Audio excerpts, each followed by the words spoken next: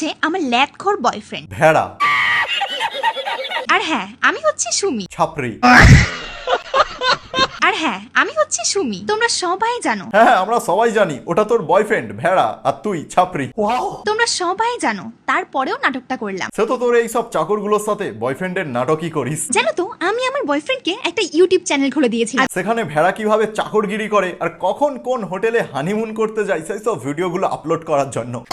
বলেছিলাম ওখানে daily video upload করতে, কিন্তু প্রায় 15 দিন হয়ে গেছে ও একটাও কোনো ভিডিও পোস্ট করেনি। কারণ 15 দিন ধরে তুই এখানে ওখানে ঘুরতে যাচ্ছিলিস আর ও চাকরের মতন তোর পিছনে পিছনে তোর মুখের সামনে ক্যামেরাটা নিয়ে ধরেছিল। না হলে তো তোর চ্যানেলের ভিডিওগুলোই করা হবে না। এদের জন্য তো ভাই এরকম একটা চাকর তো লাগবেই। যখনই বলি একটা কন্টেন্ট বানাও আপলোড করো, আর তখনই আমায় বলে যে আরে আমার চ্যানেল বাদ দাও, তোমার চ্যানেলের প্রতি একটু বেশি ফোকাস দাও। ওরে ভেড়া, পিন্টুও ঠিক এরকম বলেছিল তুমি তোমার চ্যানেলে ফোকাস দাও।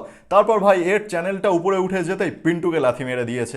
এখন ভেড়াও এই ছাপরিকে তুমি তোমার চ্যানেলে ফোকাস দাও, তারপর এই ছাপরির চ্যানেল উপরে উঠে গেলে আর নিজে বিগ জিরো হয়ে থাকলে তারপর এই ভেড়াকেও লাথি মারবে। কিন্তু এটা তো বয়ফ্রেন্ড আর ওটা বেস্ট ফ্রেন্ড ছিল। ভাই পিন্টুকে বেস্ট ফ্রেন্ড বলেছিল, বয়ফ্রেন্ড তো বলেনি।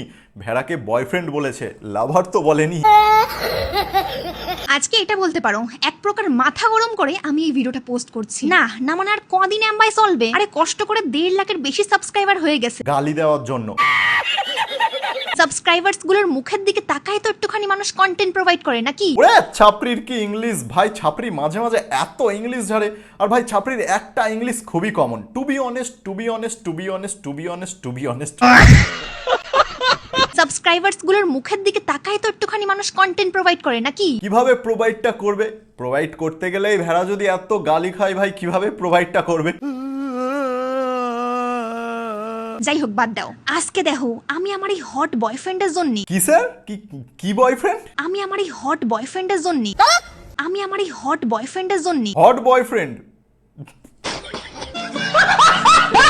ভেড়ার নাকি হট বয়ফ্রেন্ড লাগছে? আরে ফুটবল খেলার রেফারি লাগছে, মাঠে নেমে এবার বাঁশি বাজাবে। আচ্ছা ভেড়া এরকম ড্রেস পরে নাকি হট লাগছে, আর ওর মাও এরকম নতুন নতুন ড্রেস পরে কি লাগছে জানো? সুমি আমাকে না জানিয়ে এতগুলো ড্রেস অর্ডার করেছে, সঙ্গে সঙ্গে আমায় বললো মা ড্রেসগুলো তুমি এক্ষুনি পরে দেখাও। বিন্দু মাসি এবার একটু নতুন নতুন ড্রেস পরবে, সবাই একটু চোখগুলোকে ধরে রেখো। দেখো চুড়িদার তো আগে কয়েকবার পরেছি, কিন্তু এরকম ধরনের ড্রেস আমি আগে পরিনি। আমি জানি না তোমাদের চোখে আমাকে কেমন লাগছে। গোপাল ভাঁড়ের বউ। তোমরা কি আজকেও আমাকে বলবে যে গোপাল ভাঁড়ের বউর মতো লাগছে?